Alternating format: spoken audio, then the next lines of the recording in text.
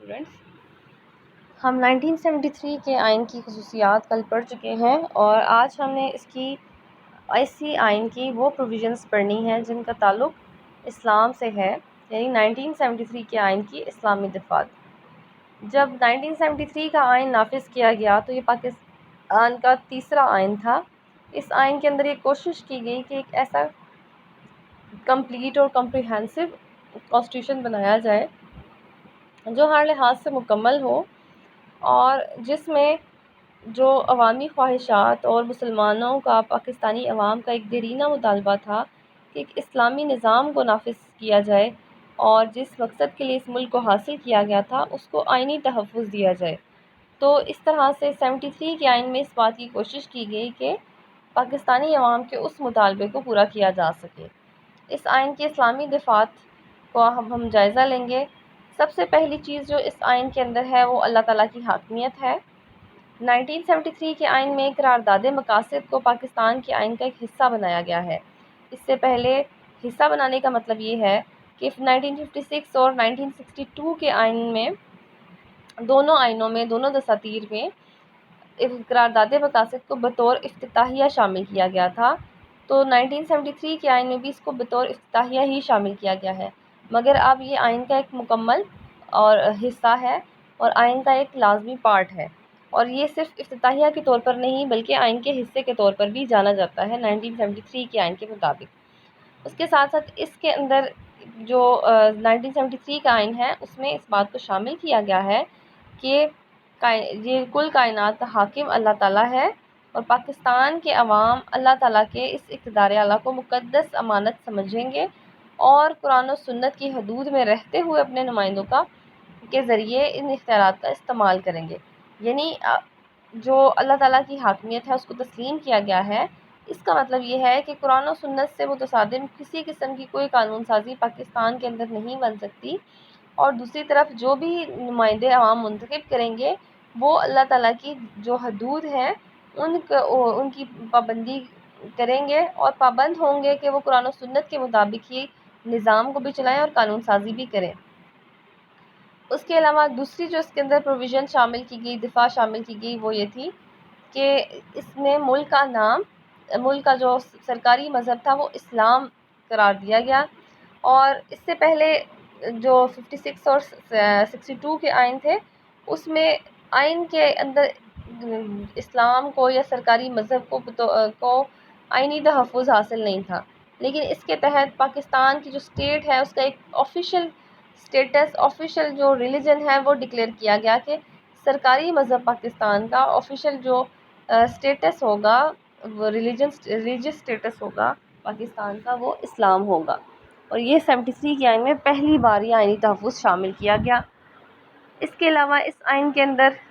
ملک کا نام اسلامی جمہوریہ پاکستان رکھا گیا تھا جو کہ پچھلے دونوں دساتیر میں بھی شامل تھا۔ اس آئین کے اندر ایک اور یونیک جو اس کا فیچر ہے، یونیک پروویژن ہے جو اس کو زیادہ اسلامی آئین بناتی ہے، وہ یہ ہے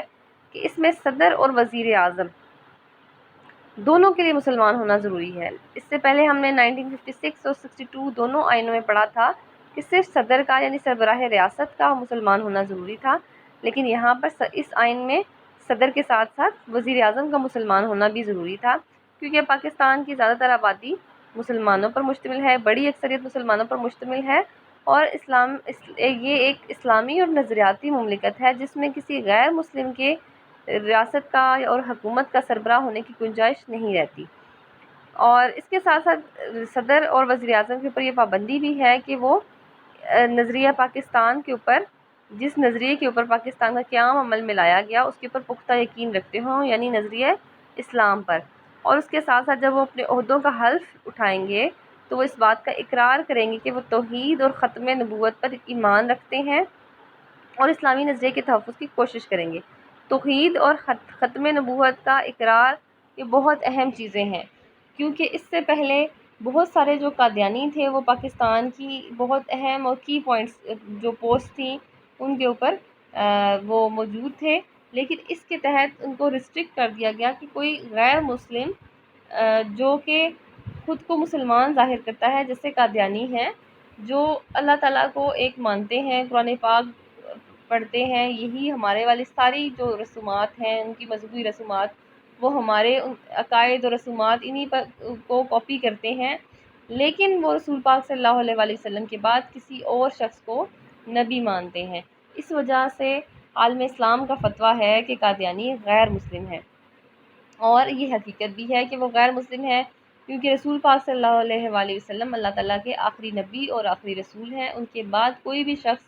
کسی نئے نبی پر یقین کرے گا، اس کو نبی مانے گا، تو مسلمان نہیں رہتا۔ تو قادیانیت ایک عظیم، یا آپ کس کو کہہ لیں، ایک فتنے کی صورت میں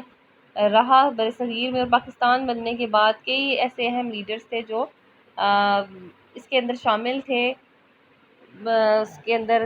وزارتوں پر بہت اہم جو کی پوسٹ تھی ان کے اندر شامل تھے، اور وہ انہوں نے اس جو قانون تھا اس کو، یا اس آئین کے اندر اس کا حصہ بننے نہیں دیا۔ یہی وجہ تھی کہ یہ جو ختم نبوت کی تحریک تھی، اس خواجہ ناظم الدین کے دور میں 1954 سے چلی آ رہی تھی۔ عوام بار بار مطالبہ کر رہے تھے کہ قادیانیوں کو غیر مسلم قرار دیا جائے، اور اس سے کیا ہوگا کہ کوئی بھی قادیانی جو ہوگا وہ کوئی کسی اہم عہدے پر فائز نہیں ہو سکتا۔ اس طرح سے وہ اپنے جو مذہبی عقائد ہیں ان کو پروموٹ نہیں کر سکتا، کیونکہ قادیانی لوگ، بہت سے جو سادہ لوگ عوام تھے، ان کو اپنے لٹریچر کے ذریعے، تبلیغ کے ذریعے ان کے ایمان کو خراب کر رہے تھے، اور مسلمان بنا کر ان کو مسلمانوں کے نام پر ان کو دھوکہ دیا جا رہا تھا۔ تو یہ مسلمانوں کا ایک بہت دیرینہ مطالبہ تھا، پاکستانیوں کا ایک بہت دیرینہ مطالبہ تھا کہ قادیانیوں کو غیر مسلم قرار دیا جائے۔ تو 1973 کے آئین میں جو عوامی مطالبہ تھا اس کو تسلیم کیا گیا، اور یہ اس بات کا اقرار کرنا ہر جو صدر اور وزیر اعظم تھا اس کے لیے لازمی قرار دیا گیا کہ وہ ختم نبوت کا بھی اقرار کرے گا۔ اس کے ساتھ ساتھ نیکسٹ جو پروویژن شامل کی گئی وہ یہ تھی کہ اس آئین کے اندر مسلمان کی تعریف شامل کی گئی۔ تعریف کا مطلب یہاں پر کسی کی خوبیاں بیان کرنا نہیں ہے، یہاں پر تعریف کا مطلب ڈیفینیشن ہے، یعنی اس کا کیا کہہ سکتے ہیں، اس کو تعارف کہہ سکتے ہیں کہ ایک مسلمان ہم کس شخص کو کہیں گے، اور وہی جو ابھی میں نے آپ کو سارا قادیانیت کا اور ختم نبوت کا بتایا ہے، اسی کے بیسکلی اسی کے بیک گراؤنڈ میں مسلمان کی تعریف شامل کی گئی کہ مسلمان وہ شخص ہوگا جو اللہ تعالیٰ کی وحدانیت پر یقین رکھے گا، رسالت پر، قیامت، اللہ تعالیٰ کی کتابوں پر، یہ سارے جو عقائد جو کہ قادیانیت میں جو شامل افراد ہیں وہ بھی یہی عقائد رکھتے ہیں۔ ان کے ساتھ ساتھ وہ حضور پاک صلی اللہ علیہ وسلم کو اللہ تعالیٰ کا آخری نبی اور آخری رسول تسلیم کریں گے، اور آخری نبی جو قادیانی ہیں وہ نہیں تسلیم کرتے۔ وہ اس بات کو اوپر یقین رکھتے ہیں کہ رسول پاک صلی اللہ علیہ وسلم کے بعد نعوذ باللہ کوئی اور شخص بھی ان کا نبی ہے، اور مزید نبی آئیں گے، اور اس بات پر مسلمان یقین نہیں رکھتے۔ تو اس لیے مسلمان کی تعریف آئین میں شامل کی گئی ہے، یعنی اس بات کا مطلب یہ ہے کہ 1973 کے آئین کے مطابق اب ہم مسلمان آئینی لحاظ سے اس شخص کو مان سکتے ہیں۔ ہر وہ شخص اپنے آئی ڈی کارڈ پر مسلمان لکھوا سکتا ہے، اپنے پاسپورٹ پر لکھوا سکتا ہے، یا وہی شخص آئینی لحاظ سے پاکستان کے اندر مسلمان ہے جو اللہ تعالیٰ کی وحدانیت کے ساتھ رسول پاک صلی اللہ علیہ وسلم کو اللہ تعالیٰ کا آخری نبی مانتا ہوگا۔ تو یہ ہے مسلمان کی تعریف۔ اس کے بعد اسلامی قانون سازی، یہ نیکسٹ پروویژن ہے کہ اس آئین کے اندر، اسلامی دفعات کے اندر یہ کوشش کی گئی کہ جو موجودہ قوانین ہیں ان کو اسلام کے مطابق بنایا جائے۔ یہ اس بات کو طے کیا گیا، اور ساتھ یہ بھی کہ کوئی ایسا قانون آئندہ نہیں بنے گا جو اسلامی تعلیمات سے متصادم ہوگا، ان سے ٹکراتا ہوگا۔ اس کے علاوہ اسلامی اصول جو جمہوریت، آزادی، مساوات، رواداری اور معاشرتی انصاف پر مبنی ہیں، ان کو شامل کرتے ہوئے کہ اسلامی معاشرے کے قیام کے لیے حکومت کوشش کرے گی۔ اور یہ بھی پروویژن ایڈ کی گئی کہ حکومت کی ذمہ داری ہوگی کہ وہ ایسے حالات مہیا کرے کہ مسلمان اپنی انفرادی اور اجتماعی زندگی کو اسلام کے اصولوں کے مطابق ڈھال سکیں۔ اور اس کے ساتھ ساتھ اسلامی تعلیمات کے اوپر زور دیا گیا کہ اسلامیات اور قرآن پاک کی تعلیم لازمی قرار دینے کے لیے کوششیں کی جائیں، اور یہ کوششیں کامیاب بھی ہو گئیں۔ اب آپ کو پتہ ہے کہ اب گریجویشن لیول تک ہر سطح پر اسلامیات کی تعلیم لازمی ہے۔ تو یہ بیسکلی پاکستان کے جو کانسٹیٹیوشن ہے اس کے اندر اس کو تحفظ دیا گیا، اس کو اندر شک شامل کی گئی تھی، اس سے پہلے یہ نہیں تھی، اس کے بعد سے پھر یہ اسلامی تعلیمات تھیں، یہ اس کے بعد سے لازمی ہو گئیں، یعنی اسلامک اسٹڈیز۔ اس کے علاوہ جو سماجی برائیاں ہیں جیسے جوا، غیر اخلاقی لٹریچر کی اشاعت، فروخت، عصمت فروشی وغیرہ، شراب نوشی، ان سب کو روکنے کے لیے ان کے اوپر پابندی حکومت عائد کرے گی۔ صرف جو غیر مسلم ہیں ان کو اپنے خاص تہواروں پر شراب نوشی کی اجازت ہوگی۔ اس کے علاوہ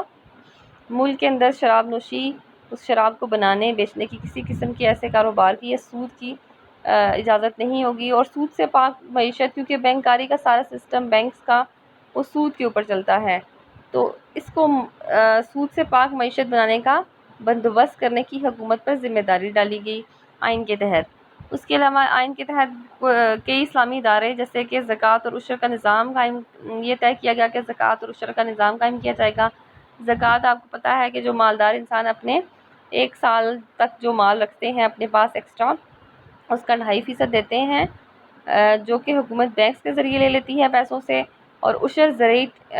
جو اجناس ہوتی ہیں ان کے اوپر ایک زکوٰۃ کی طرح کا ٹیکس ہوتا ہے جو 10% دیا جاتا ہے سالانہ۔ تو ان دونوں کی ذمہ داری حکومت پر ڈالی گئی کہ وہ آئین کے تحت ان کو اکٹھا کرے گی۔ اس کے علاوہ اور ان کو اس کے علاوہ اوقاف اور جو مساجد ہیں ان کو صحیح خطوط پر منظم کیا جائے گا، یعنی آئین کے تحت حکومت کی ذمہ داری ہوگی۔ اس کے علاوہ نیکسٹ پروویژن شامل کی گئی کہ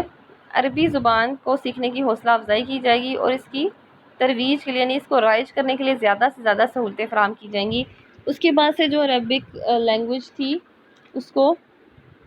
8th کلاس تک، 1973 کے آئین کے بعد سے 8th کلاس تک اس کو سرکاری اسکولوں میں لازمی کیا گیا تھا، اور اس کے علاوہ کالجز لیول پر اس کو بطور سبجیکٹ انٹروڈیوس کروایا گیا۔ اور ایک اور جو شک تھی، نیکسٹ شک تھی، وہ یہ شامل کی گئی کہ قرآن پاک کی صحیح جو پبلیکیشن ہے، طباعت ہے، اشاعت ہے، وہ حکومت کی ذمہ داری ہوگی کہ وہ غلطیوں سے پاک اس کی اشاعت کا اہتمام کرے۔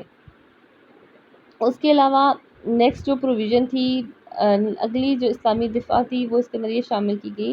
کہ اسلامی نظریے کا تحفظ کریں گے وہ تمام عہدیدار جو حکومتی ایوانوں میں بیٹھے ہیں، جب وہ اپنے عہدوں کا حلف اٹھائیں گے تو وہ اس بات کا عہد کریں گے کہ وہ اسلامی نظریے کے تحفظ کے لیے مکمل جد و جہد کریں گے۔ اور اسلامی نظریے کے تحفظ کے لیے تمام اہم عہدیداروں کا کام تھا کہ وہ اس کے لیے کام کریں، جیسے کہ صدر، وزیر اعظم، اور جتنے پارلیمنٹ کے عہدیداران ہیں، صوبائی اسمبلیوں کے ممبرز، گورنرز، جو صوبوں کے وزراء اعلیٰ ہیں، اور وفاقی اور صوبائی وزراء، ان سب کے لیے ضروری ہے کہ وہ اسلامی نظریے کے تحفظ کی ذمہ داری کا حلف اٹھائیں۔ اس کے بعد آئین 1973 کا آئین حکومت پاکستان کو پابند کرتا ہے کہ وہ اتحاد عالم اسلامی کے لیے کوشش کرے اور ایسی اپنی فارن پالیسی بنائے جس سے اسلامی اخوت کو فروغ حاصل ہو اور اسلامی ممالک کے اندر بھائی چارہ اور تعاون کی فضا پیدا ہو، اور پاکستان جو اسلامی ممالک ہیں ان کے قلعے کی حیثیت سے سامنے آئے۔ اس کے ساتھ ساتھ جو بین الاقوامی تنازعات ہیں ان کو پرامن طریقے سے حل کرنے کی حوصلہ افزائی کی جائے گی، یہ بھی اس کے اندر شک شامل ہے۔ اس کے بعد جو لاسٹ اس کی پروویژن ہے وہ ہے اسلامی نظریاتی کونسل۔